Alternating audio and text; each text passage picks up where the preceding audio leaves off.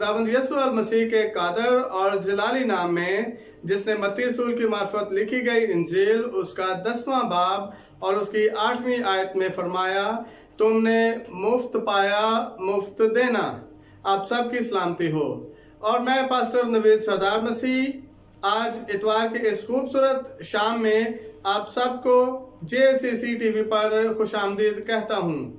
मेरे अजीजों, आज के इस मुश्किल दौर में, इस नफ्सा नफसी के दौर में कितना मुश्किल है इस हुक्म पर अमल करना जिसमें लिखा है तुमने मुफ्त पाया है मुफ्त देना।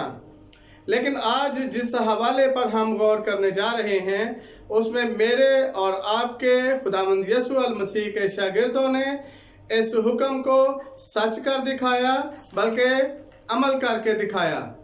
और मेरे अजीजों, आज हम बाइबल मुकद्दस की जिस किताब में से सीखेंगे उस किताब का नाम ही रसूलों के अमाल है, जो हमारे खुदावंद यीशु अल मसीह के शागिर्दों ने, रसूलों ने, जिनको रसूल कहा गया है, खुदावंद यीशु मसीह के आसमान पर उठाए जाने के बाद पाक रूह की हिदायत और रहनुमाई से उस खुशखबरी को, उस इंजील को जो हमारे खुदावंद यीशु अल मसीह की है, इस दुनिया में फैलाने के लिए किए।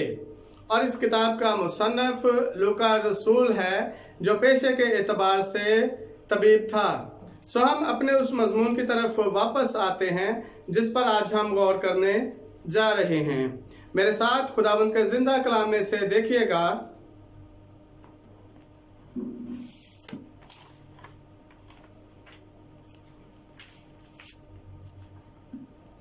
लूका रसूल के मार्फत लिखा गया इंजीली बयान अमाल की किताब में से उसके 3 बाब की पहली आयत से लेकर 10वीं आयत तक। और मेरे अज़ीज़ों, खुदावंद के जिंदा कलाम में यूं लिखा है, पतरस और यूहन्ना दुआ के वक्त यानी तीसरे पहर हैकल को जा रहे थे और लोग एक जन्म के लंगड़े को ला रहे थे जिसको हर रोज हैकल के उस दरवाजे पर बिठा देते थे जो खूबसूरत कहलाता है, ताकि हैकल में जाने वालों से भीख मांगे।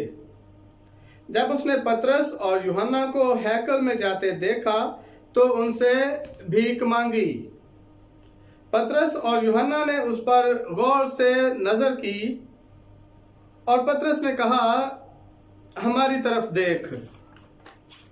वो उनसे कुछ मिलने की उम्मीद पर उनकी तरफ मतवज्जो हुआ।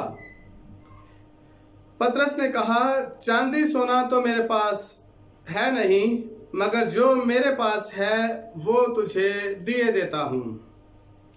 यीशु मसीह नासरी के नाम से चल फिर।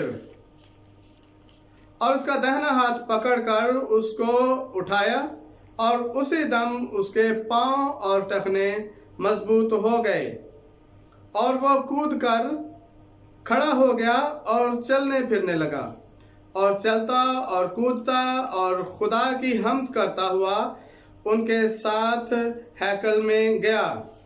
और सब लोगों ने उसे चलते फिरते और खुदा की हम्द करते देखकर उसको पहचाना कि ये वही है जो हैकल के खूबसूरत दरवाजे पर बैठा भीख मांगा करता था।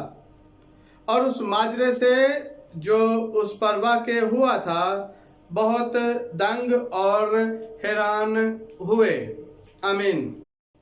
मेरे अज़ीज़ों, इस हवाले में हमने देखा पतरस रसूल और यूहन्ना रसूल दोनों सपहर के वक्त दुआ करने के लिए हैकल में जा रहे हैं और लोग एक जन्म के लंगड़े को ला रहे हैं।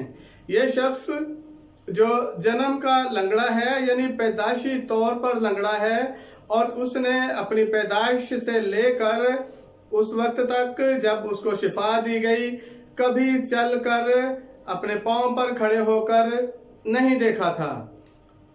लेकिन मेरे अजीजों, ये लोगों को तो चलते हुए देखता था। खैर, इस शख्स को इस दरवाजे पर जहां से लोग हैकल के अंदर दाखिल होते थे बिठा देते थे। अब सब लोग उस दरवाजे से हैकल में दाखिल हो रहे हैं जिसको खूबसूरत कहते थे। ये इस हैकल का मेन गेट यानी मेन दरवाजा था।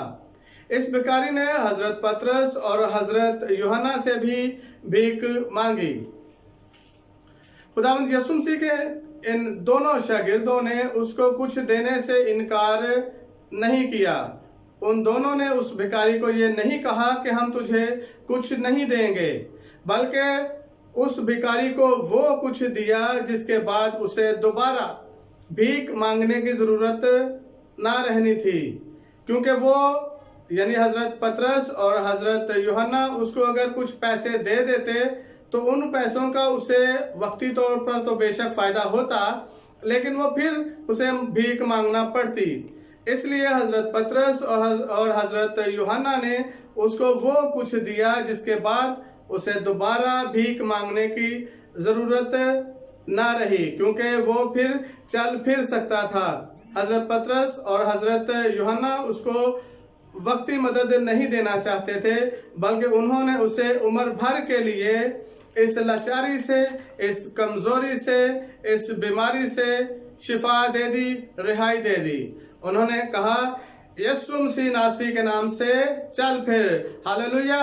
मेरे अजीजों, ये जन्म का लंगड़ा शख्स अपने पांव और टखने मजबूत हो जाने के बाद एकदम कूद कर खड़ा हो गया और लिखा है वो चलने फिरने लगा। लेकिन मेरे अजीजों, एक बात पर गौर कीजिएगा, जब उसके पांव और टखने मजबूत हो गए, उसको अपनी बीमारी से रिहाई मिल गई, वो अपनी बीमारी से, अपनी लाचारी से आजाद हो गया, तो क्या वो चुपचाप चला गया? नहीं, बल्कि लिखा है वो उनके साथ हैकल के अंदर गया, जिसमें शायद वो कभी दाखिल नहीं हुआ था, क्योंकि बाइबल मुकद्दस में ऐसा कुछ नहीं लिखा कि वो कभी हैकल में जाता था। लेकिन इस बात का इशारा इससे मिलता है कि वो तो जन्म से लंगड़ा था, पैदाइशी तौर पर लंगड़ा था। सो मेरे अजीजों, ये बाइबल मुकद्दस के वो हवालाजात हैं जिनसे ये पता चलता है कि उस शख्स ने किस तरह से अपनी उस बीमारी से, अपनी उस लाचारी से शिफा पाई।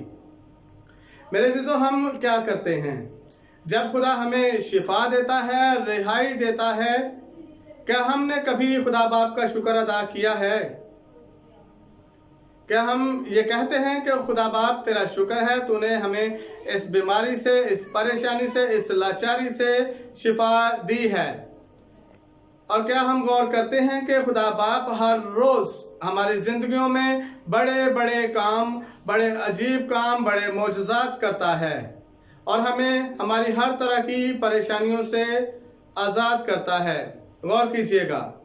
खुदावंद इस कलाम के वसीले से मुझे और आप सबको बड़ी बरकत दे। आमीन।